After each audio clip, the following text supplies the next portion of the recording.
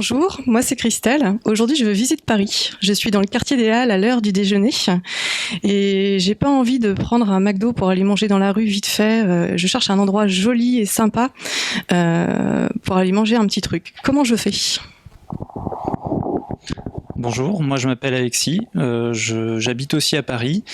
J'ai un travail qui est très prenant, je travaille peut-être tard aussi le soir et souvent à l'heure du repas, je manque de temps et ça se termine souvent avec un sandwich et devant mon écran. Moi aussi j'aurais besoin d'un outil qui me permette de m'échapper un peu.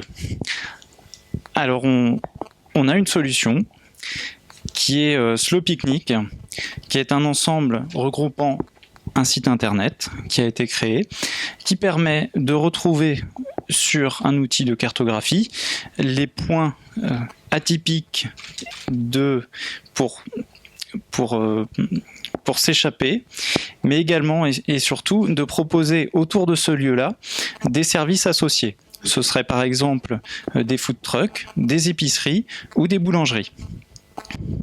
On a également un contenu éditorial qui serait géré en interne, mais également en partenariat avec des offices de tourisme pour mettre en avant le patrimoine.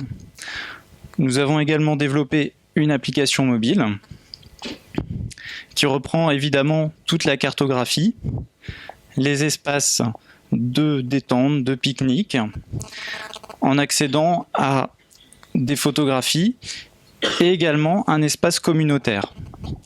Chaque utilisateur peut laisser un message sur un lieu, mais également sur des commerces, et ainsi partager les informations avec la communauté.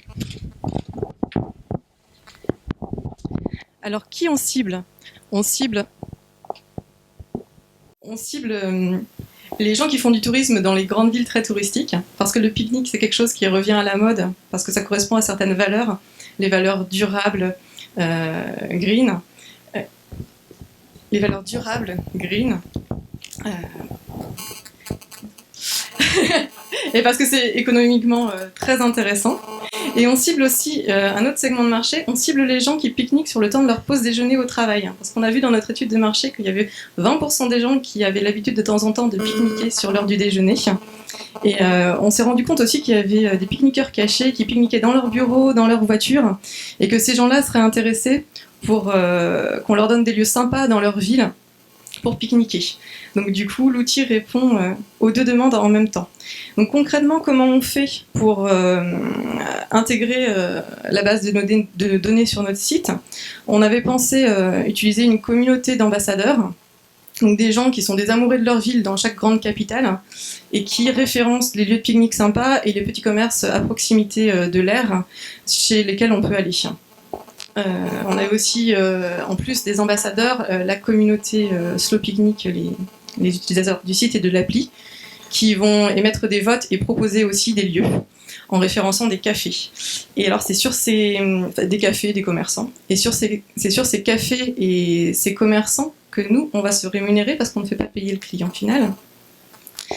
Et ces cafés et ces commerçants, en fait, on propose de les référencer au café Picnic Friendly. Donc là, ils nous donnent une participation. Et en échange, on leur donne un macaron qu'ils affichent sur leur vitrine. Ce qui fait que aussi dans ces cafés en hiver, ça va permettre aux gens qui veulent trouver un endroit sympa d'aller pique-niquer dans un café si la météo est mauvaise. Voilà.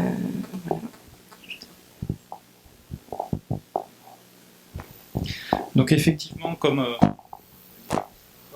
on l'a dit, on a beaucoup travaillé sur ces partenariats avec les commerçants locaux et on a essayé d'estimer sur le principe d'un abonnement mensuel sur la base de 20 € pour un petit commerçant et de 50 € pour des commerces de type supérette. On a pris en compte le fait qu'une société puisse se désabonner de ce service, mais on est vraiment sur un système tâche d'huile au niveau de la communauté, où au fur et à mesure qu'on va agrandir la zone de couverture, on va aussi monter en puissance sur le nombre de commerces qu'on va pouvoir toucher. Donc c'est vraiment là-dessus qu'on est parti. Alors, petite anecdote, j'invite tout le monde à lancer un concours qui a la plus belle courbe.com pour l'année prochaine au niveau des courbes de CA. Évidemment, on a travaillé sur notre structure de coût puisque on cherche à avoir une expérience client très forte, donc on a besoin aussi beaucoup de développeurs. On a regardé aussi nos principaux concurrents. Le premier étant Picnic Info, qui est un annuaire de table de pique-nique, mais qui ne propose pas cet aspect géolocalisation depuis un mobile. Le deuxième grand concurrent, c'est Page Jaune, qui est fortement en lien avec l'e-commerce. Et nous, ce qu'on propose, c'est d'avoir une petite structure plutôt que des TripAdvisor pour valoriser de la proximité. J'en ai terminé. Je tiens à remercier l'équipe, donc Christelle qui portait le projet, Chantal qui malheureusement est absente pour des raisons de santé, Thomas, Florian, moi-même et aussi Charles qui nous a beaucoup aidé pour le logo de l'application. Donc merci à lui.